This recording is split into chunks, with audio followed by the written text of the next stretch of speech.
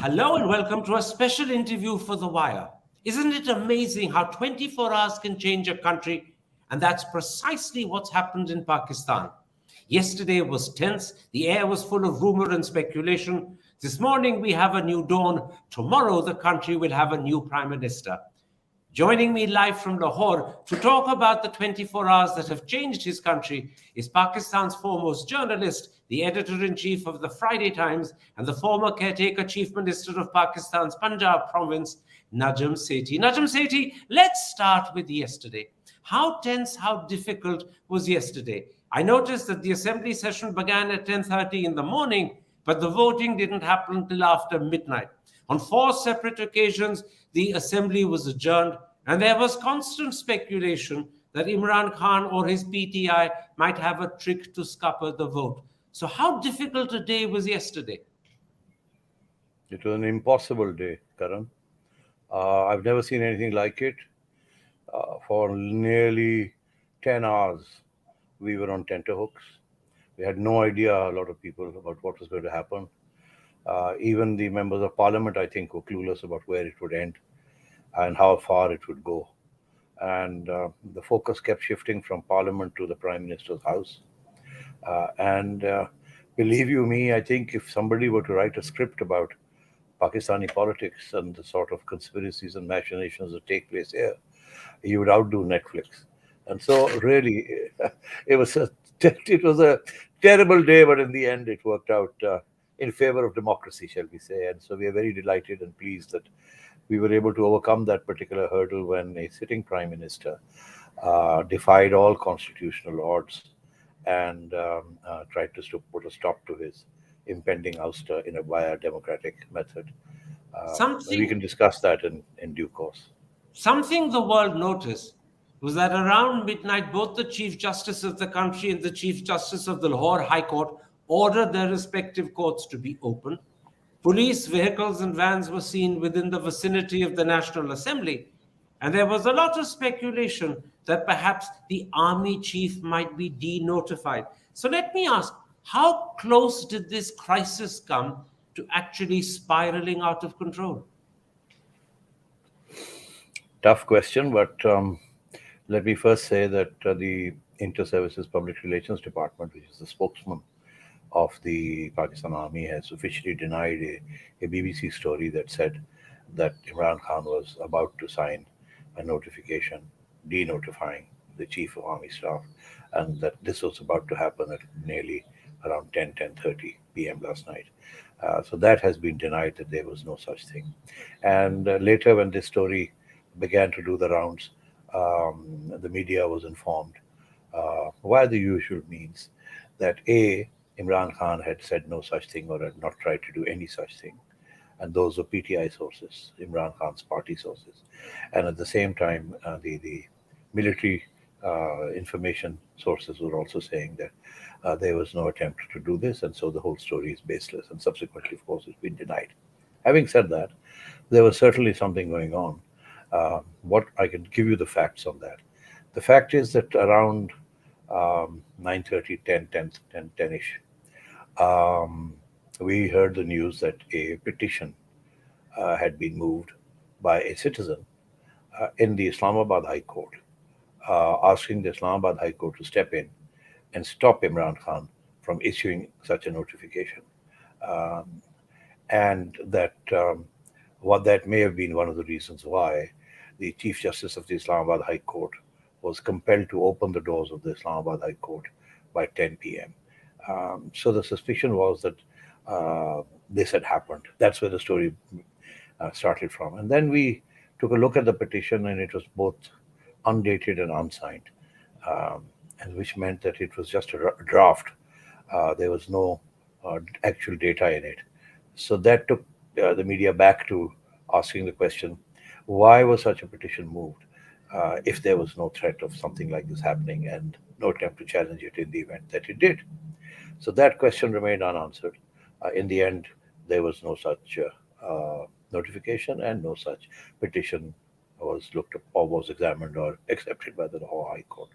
Similarly, the Supreme Court ordered all its doors to be opened at 12. Now, that the reason for that was absolutely clear, that 12 midnight was the cutoff date for the vote of no confidence to go through as per the original Supreme Court's order. And so, therefore, clearly, in the event that Imran Khan and his speaker and his deputy speaker defied the Supreme Court's order, and the Supreme Court would then be asked to step in and issue contempt notices and sweep them aside and order the secretarial staff or the secretary of the assembly to take charge and to continue with the voting, which is why we also heard that the secretaries of the staff, of the assembly, were asked to be on standby. So all this was going on, and as all this was going on, the prime minister was holding cabinet meetings, and the speaker and the deputy speaker were rushing from the assembly to the prime minister's house. And then we saw that around 10:30, we thought we saw all a cavalcade of cars exiting the prime minister's house. Normally, when this happens, ministers stop by at the gate to answer questions of the media that is sort of crowded around the entrance gate. But this time, nobody stopped, they just went by. So the media commentary was that things are not good. If they'd been okay, these guys would have stopped and given us some interviews and some sound bites. But that didn't happen. So the speculation began that the cabinet meeting had not ended in any positive news for Imran Khan, and people were scurrying home or to the assembly or wherever without giving any positive spin to what had transpired. So all this was going on, and then, of course, we saw the Speaker of the Assembly going to the Prime Minister's house. We saw him leaving the Prime Minister's house. We saw him being recalled back to the Prime Minister's house. And so then there was speculation about what the Speaker had been ordered to do. And then finally we heard the news that the Speaker had been ordered to resign from the speakership rather than refuse to pass the vote or pass the vote. And so when the speaker arrived in the assembly after his meeting with the prime minister, the media asked the speaker some tough questions and in return got a hail of abuse. So you could sense that things were really rough out there, and so on. And so therefore, at nearly 15 minutes to 12, it looked as though all forces, as it were on standby in the event that something went wrong. But it seems that they were able to manage, as it were, the transition. The speaker came to his chair and announced that he was going to be loyal to Imran Khan, and that he would not, in all conscience, he would be loyal to his party head, and he'd been ordered not to conduct the session. So he was resigning, and I think the deputy speaker had already put in his resignation. But he could have just got up and walked out, but he didn't. What he did was he invited the ex-speaker of the National Assembly, who belongs to the Muslim League, Nawaz, Ayaz Sadiq, to come and take the chair, and gracefully handed over the chair to the new speaker to be. And then the new speaker said, "We will continue with we are sorry to see you go, but we will now continue with the session." And at 2 minutes to 12, after all the preliminaries had been taken care of, he called for a voting. But since the voting takes at least 20-30 minutes, because it's done in a particular manner, he then had to end the session at 12 midnight as per the rule, and then take a break of 2 minutes and then come back the next day. The session continued, and then the voting was done, and it was taken, and 174 votes were counted in favor of the resolution, and thereby Imran Khan's lost his position as the leader of the House. However, until a new leader of the House is elected tomorrow, he will remain in the chair, and it's only after the new leader of the House has been elected by a majority vote, then the file will go up to the President of Pakistan, who happens to be a PTI loyalist. And we are now on edge to know what was going to happen on the day that the new leader of the House is elected, because again we'll go there now after this. Just a moment. You're saying something very important. You're hinting or suggesting that even after Mr. Nawaz Sharif is elected tomorrow as the new leader of the House, and his name, Shehbaz Sharif. I beg pardon, Shehbaz Sharif is elected as the new leader of the House, and his name goes up to the president to appoint him and swear him in as prime minister, there could be an impediment or hurdle at the president's level. I think there's going to be a hurdle even before that. The PTI has just announced an hour ago that they are putting up a candidate, the ex-foreign minister, Shah Mahmood Qureshi, from the PTI, as their candidate to replace Imran Khan. And of course, the opposition has nominated Shehbaz Sharif, and both nominations have been accepted by the new speaker. So there is going to be an election. But here's the problem. The problem is that the PTI has also said that they intend to challenge the acceptance of the papers of Shehbaz Sharif on some ground or the other. And if the speaker rejects their objections, then they intend to resign en masse from the parliament. Now, if this threat is carried out, and they mean to carry out this threat, that means that before the election takes place, they will walk out, having submitted their resignations to the new speaker, and then Shehbaz Sharif will be elected in due course. But then you will have a parliament without an opposition, and then, as you say, there's every likelihood that once that the speaker sends the requisition to the presidency to call Shehbaz Sharif to be sworn in as prime minister, he will not be prime minister until he's sworn in. The president can do all manner of things, like Imran Khan tried to do. The president can also thwart that, or the president can be suitably persuaded, shall we say, like Imran was suitably persuaded in the final analysis, to step aside or to not create any further problems at risk of being held in contempt of court and being put into prison. The president also will be, maybe, or should be, or will be persuaded not to create any fresh hurdles. But of course, he can simply resign and create another void. If he resigns, then what happens is that the process is delayed, because then the Speaker of the Senate, who is second in line, becomes the acting president. And the Speaker of the Senate will then sit and swear Shehbaz Sharif in. The Speaker of the Senate belongs to the establishment and will do exactly as the establishment says. He was a compromise candidate and doesn't belong to Nawaz Sharif's party or the People's Party. I'll just clarify for the Indian audience that when you say establishment, you mean the military. It's the polite euphemism used in Pakistan. Yes, he hails from Balochistan, and the military establishment has a very big say in what happens in the parliament of But what you're Balochistan. saying, Najam Sethi, is that the bag of tricks that we saw Imran Khan playing with over the last few days is not exhausted.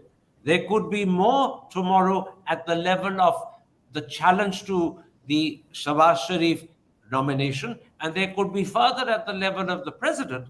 And therefore, this matter could go back to the courts in many ways, and there could be a lot of delays and uncertainty. In other words, the new dawn that I talked about in my introduction could be still several hours away. Darkness could be continuing for a few more hours. Imran Khan has made it absolutely clear that he has no intention whatsoever to let the new government stay in office, and that he means to destabilize it. He said it as a matter of policy, that he doesn't accept what's happened, and he will not let the government be stable or survive, and he will do everything in his power to disrupt it. So that would suggest that it will start tomorrow on the election of the new prime minister or leader of the House. Then obstacles in the way of his swearing in. And then finally, even when he does become prime minister, a parliament that is shorn of nearly 130 or 140 or over 100 members of PTI. There were 155. They are now down to about 100 because the rest have all departed or defected. And so there will be, then what happens? Then what happens is that when they resign, the speaker has to accept their resignations. And as long as he doesn't accept their resignations, they technically remain members of parliament. On one occasion in the past, about 5 years ago, Imran Khan had about 30-40 seats, and he tendered his resignations to the speaker. The speaker didn't accept them. And they were kept pending for like 2 or 3 months. And then Imran Khan was persuaded to come back to the assembly. It's up to the speaker. If the speaker says no, I will not accept these for whatever reasons, they do not stand resigned. On the other hand, they can still refuse to come to parliament. So you might have a parliament which is barely past the majority figure, and there's no opposition. So that would But the suggest that interesting thing you're saying is that just as there are tricks that can be played by questioning Shehbaz Sharif's nomination, and the president can play tricks by not swearing him in or delaying it, there's also one weapon in the hands of the new speaker, who is a PMLN man. He was the person who presided over the last moments of the assembly in the early hours of this morning. He may refuse to accept the resignations, and that can also work towards scuppering at least one of Imran Khan's gimmicks. yes and no. Yes, he can hold on to the resignations, but what's the point if they refuse to attend the assembly? So, in a psychological sense, Imran would have made a point about not accepting the new government or the new chief prime minister, and refusing to attend the assembly, Okay. and trying to raise street protests and so on and so forth, which is threatened to do. Uh, but then it will get a little nasty, I think. Right now, Shahbaz Sharif has made a public statement, in Parliament actually, in which he said, "We do not intend to be vindictive, and we do not intend to settle old scores. Let's try and put a national government together, and let's try and solve our problems." But Imran has burned the olive branch. What he said is absolutely the opposite of that. He says, regardless of what you do or you don't do, I am not going to let you off the hook. I'm going to try and dethrone you, and I'm going to try and create problems. Now, in that case, I expect then that the government of the day will come down on Imran and his party people with a heavy hand. Um, Two things will happen. If they try to disrupt the proceedings, the government will have enough material on many of them to immediately put them behind bars. We're now beginning to see stories coming out about the corruption of many of including Imran Khan, of many of his rightist right hands. Did you say including Imran Khan? There are stories about alleged corruption by Imran Khan himself. Yes, that's right. They will be coming out soon, and there will be no small matter. There will be pretty big things, either in terms of conniving or in terms of shirking responsibility for certain large-scale embezzlements and so on and so forth. And then, of course, his relatives, his sister and his wife, and so on and so forth. All that is going to come out. The shit is going to hit the ceiling, and so therefore, part of the expression. Therefore, we are in for a rough time in terms of confrontation and the rest of it. So, in other words, the new dawn may be delayed by several hours, several days, and even after that, there could be a lot of stormy weather as the two sides square up with each other and try and play games with each other to undermine each other. So, the future doesn't look settled, it doesn't look certain. There is a prospect of change, but it's not going to be easy to achieve. Yeah, I think there are going to be hiccups, and I think there are going to be stormy sessions. And I think the whole purpose of this regime change, as far as the military establishment is concerned, is to get a good governance and power, government and power, get some stability and continuity going, carry out some reforms in the economic and legal fields, and get back into productive conversations with the international community. All of Okay. which was lacking, sadly, during Imran Khan's time. But if Imran Khan is determined to create instability, then I think the government will hit back, and will have to put a lot of people behind bars. Then there will be a lot of toing and froing to the courts and so on. And once again, the judiciary will get embroiled in political trials, which it has tried to avoid in the last 2 or 3 years, which is why many of the cases that Imran Khan's government initiated against leading opposition figures did not bear fruit for him, because due process, if you follow due process, the sort of evidence that is required to convict people on corruption charges is not easy to come by. Okay. And so, therefore, Imran Khan will also have to face now the same sort of reaction from a sitting government. At that time, the establishment was on his side. This time, the establishment will not be on his side. It may not be on the side of the new government, but it won't be on his side. And so, I think Pakistan is not yet out of the woods. Absolutely. But let's talk at this point about two or three of the characters that we are bound to hear and see a lot more of. To us in India, they are not well known. Maybe you can help tell us something about them. The first is Shehbaz Sharif, who we all believe will be Prime Minister possibly tomorrow. We know his elder brother Nawaz Sharif, who was thrice Prime Minister of Pakistan, but all we know about Shehbaz Sharif is that A, he's a good administrator, and B, he's had 3 tenures as Chief Minister of Punjab. What more can you tell us in India about the man who is likely to be the new Prime Minister? A couple of things. Number one, as you pointed out, he's been chief minister for a very long time of Punjab. Punjab is over half of Pakistan, and actually it's the heartthrob of Pakistan. So running Punjab is no easy matter. I was chief minister for 3 months, and I can tell you that it's like running a country. That's how tough it is. And two, he acquitted himself well. There were few charges of corruption slapped on his regime, whereas as an administrator and somebody who used to said to get up at 6 a.m. in the morning and work till 12 at night, a doer. That was his reputation. The international community loved him. The international aid organizations would come, pocketfuls of cash, and want to give it to the Punjab government for development and so on and so forth. Something they didn't like doing to the other provinces because they thought the administrators there were corrupt and inefficient or incompetent. So he has a very good rapport in terms of running a government, but only as an administrator. The politics of Jod Tod and the politics of alliances and scratching the backs of your constituents and so on, he had left that to his son Hamza. So Hamza was running the local party, where Shehbaz was running the province. Now, the only difference between running Punjab and Pakistan, there are 2 or 3 differences. So I don't think that will be difficult for Shehbaz to manage Pakistan. One is, of course, foreign policy. Provinces have nothing to do with foreign policy, defense, and related matters. So now he will have to contend with those matters as well, apart from wanting to run a good ship. But the other important thing is that many of the functions of the federal government, which used to be a strong outpost, but have been devolved to the provinces. So he will have his hands free, literally, to focus on major issues. And I think there's absolutely no doubt in anybody's mind that he'll do a good job, including in foreign policy and in domestic policy. And last of all, most important, he has never crossed swords with the establishment. Even in the worst of times, when his brother was adamant in demanding his own rights as a prime minister, 3 times elected prime minister, Shehbaz was the voice that cautioned him not to take on the establishment. Shehbaz was the voice that told him to compromise. My sense is that he's already made statements to that effect, that we will work jointly with the establishment to establish a good polity in Pakistan, blah, blah, blah. So I think those are the strong points he brings to the table, and I think that's one of the reasons why he's going to be prime minister.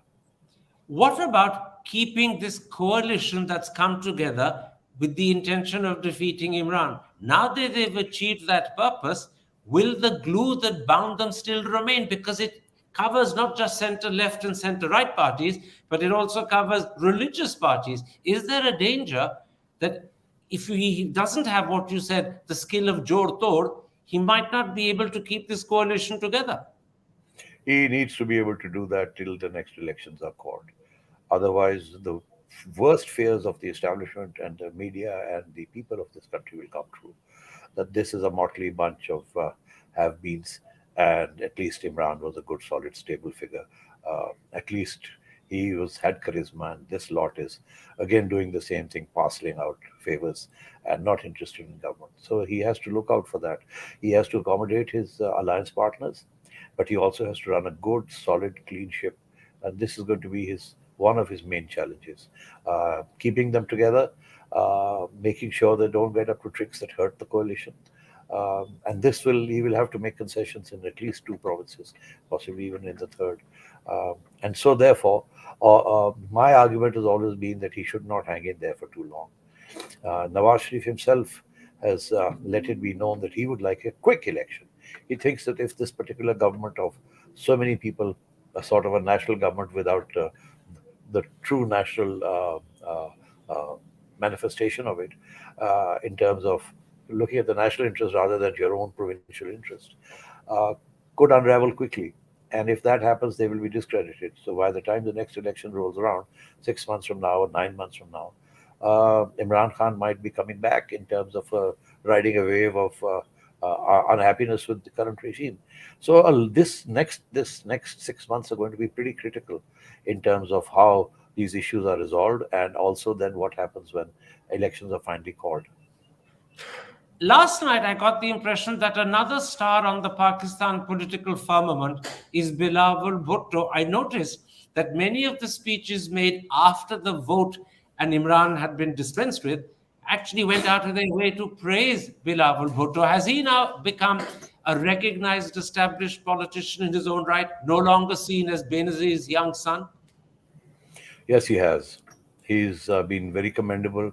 He keeps a smile on his face even when he's saying harsh things. He's very pleasant, very amiable, and he's very intelligent.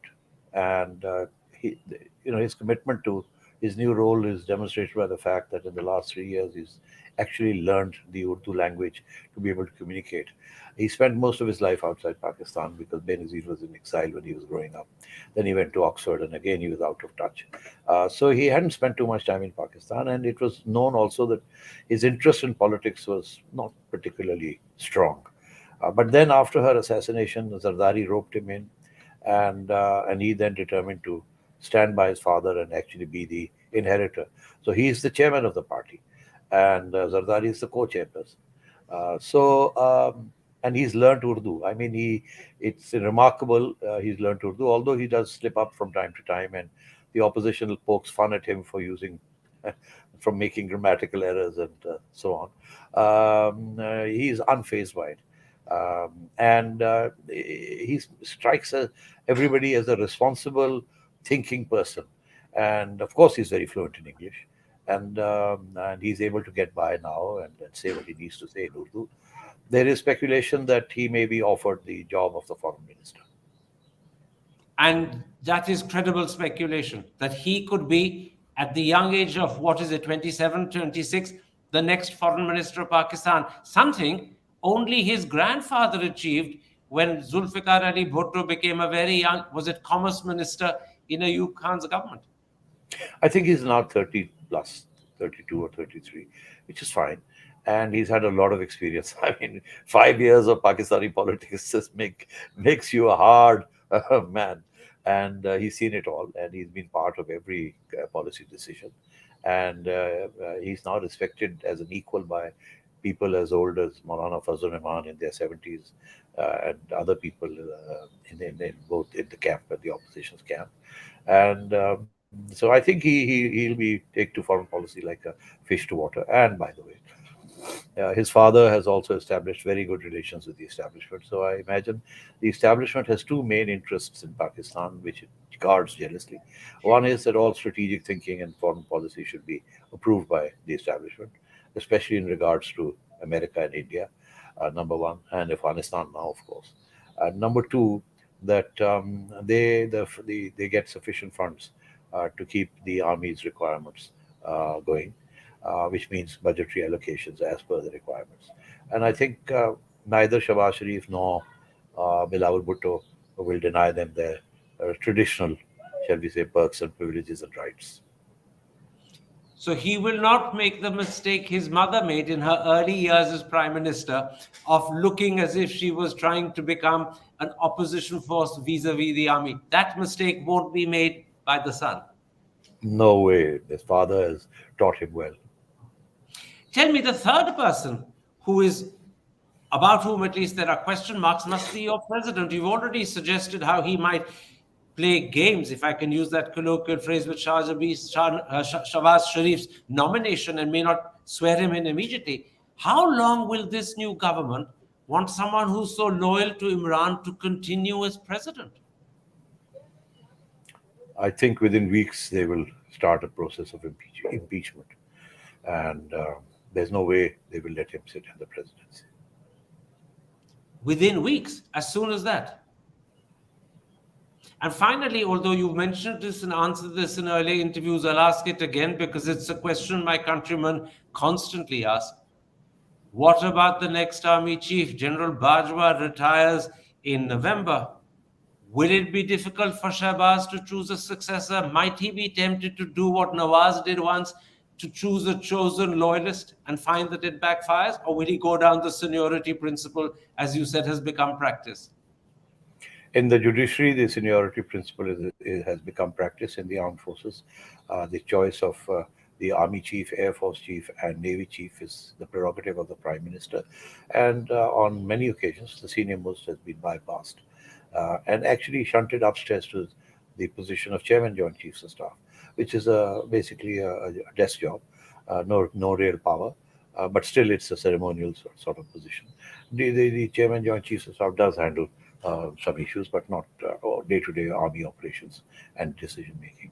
So yes, I think General Bajwa, I think, will retire honorably in November, and I think the Shehbaz Sharif won't make the mistake of handpicking people who are lining up with Safarish and so on and so forth. My understanding is that Nawaz Sharif will actually do the honors on that score, and my sense is he's not going to like people who send emissaries with the promises of good behavior and support from within the establishment. I think I have a feeling that they will not do that sort of thing again, and they will go by the book and make sure that the person they select doesn't create any ripples in the armed forces and doesn't thwart any ambitions which are legitimate in some way or the other. So senior people expect to be appointed in senior positions. When you bypass them with people who are junior, there is a degree of resentment. Some people actually resign when they're bypassed. So my sense is, well, my expectation is, shall we say, that they won't make that same mistake, and they will go for somebody, a new chief on which there is a consensus in the top echelons of the army that this is a good choice, and none of us has any heartburn over it. My last question: how soon do you expect to see Nawaz Sharif back home?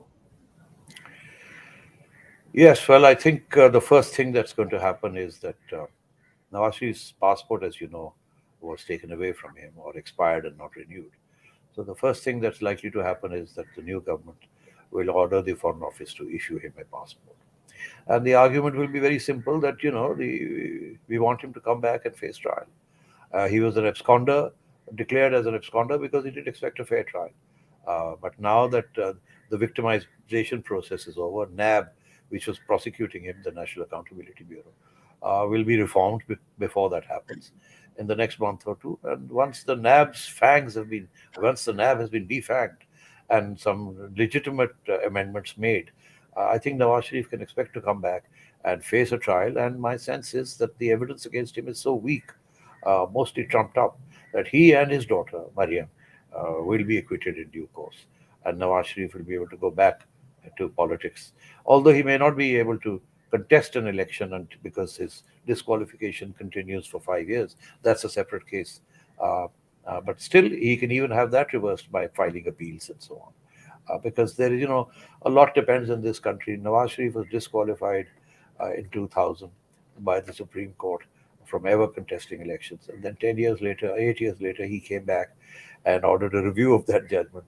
Although the review is supposed to take place within 30 days of the judgment, he sought a review of the judgment that had condemned him, and the Supreme Court of that time accommodated him and said that judgment, we overthrow that judgment. So lots of things happen in this country depending on the political climate, the relationship with the establishment, and so on and so forth.